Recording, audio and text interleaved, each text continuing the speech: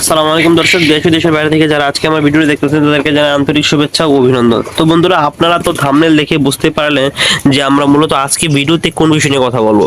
তো বন্ধুরা, আজকে আপনাদেরকে ওই বিষয়ে জানাবো যে কোয়েল পাখি কতদিন বয়সে ডিম পারে এবং কোয়েল পাখি একটানা কত মাস বা কতদিন ডিম পারে, ঠিক আছে? তো বন্ধুরা, বেশি কথা না বলে শুরু করে দিই আজকের ভিডিওর মূল পর্ব। তো তার আগে বলে দিই, যারা আমার চ্যানেল নতুন এসেছেন তারা অবশ্যই চ্যানেলটিকে সাবস্ক্রাইব করবেন আর পাশে থাকা বেল আইকনটিতে ক্লিক করবেন। আর যদি আপনারা অলরেডি সাবস্ক্রাইব করে থাকেন তাহলে অবশ্যই ভিডিওর নিচে কমেন্ট করবেন এবং কমেন্ট করে জানিয়ে দিবেন যে আপনারা নেক্সট কোনটি সম্পর্কে জানতে চান। তো বন্ধুরা, কোয়েল পাখি সাধারণত যে বয়সে ডিম পারে তা হচ্ছে 0 থেকে যখন এর বয়স 45 দিন কিংবা 42 দিন, ঠিক আছে? 42 কিংবা 45 দিন হবে তখন থেকে কোয়েল পাখি ডিম পাড়া শুরু করবে এবং কিছু কিছু সময় একটু আগে পরে হতে পারে, ঠিক আছে? তো সেই নিয়ে তো তেমন চিন্তা করার কোনো প্রয়োজন নেই। তো বন্ধুরা, যখন কোয়েল পাখি ডিম আসবে তখন আপনারা কোয়েল পাখিটিকে অবশ্যই লেয়ার মুরগিকে যেই খাবার খেতে দেওয়া হয় লেয়ার 1, তো আপনারা অবশ্যই সেই খাবারটিকে খেতে দিতে হবে। আর নয়তো কিন্তু আপনার পাখিটা ঠিক মতো ডিম পারবে না। তো দেখুন, আমরা যদি আমাদের খাবার পাত্রটিকে আপনাদেরকে দেখাই, তো আমরা কিন্তু এখানে লেয়ার এবং কি সোনালি স্টার মিক্স করে খাবার দিয়েছি।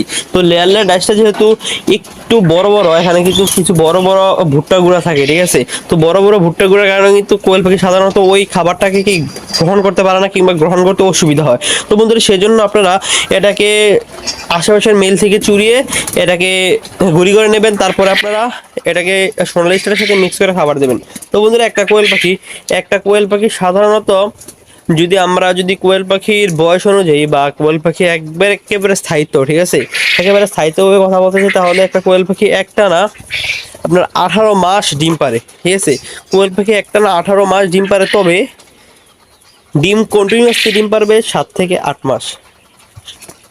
7 থেকে 8 মাস যখন আপনার কোয়েল পাখিটি কন্টিনিউয়াস ডিম পারে, তারপরে যদি পাখিটি বেঁচে থাকে কিংবা পাখিটি সুস্থ থাকে তারপরে ডিম পারবে, বাট এটা কি করবে, মানে অনেক বেশি পরিমাণে গ্যাপ দিয়ে ডিম পারবে।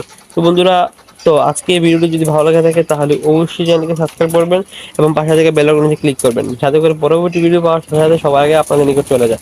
ভালো থাকবেন, সুস্থ থাকবেন। আসসালামু আলাইকুম।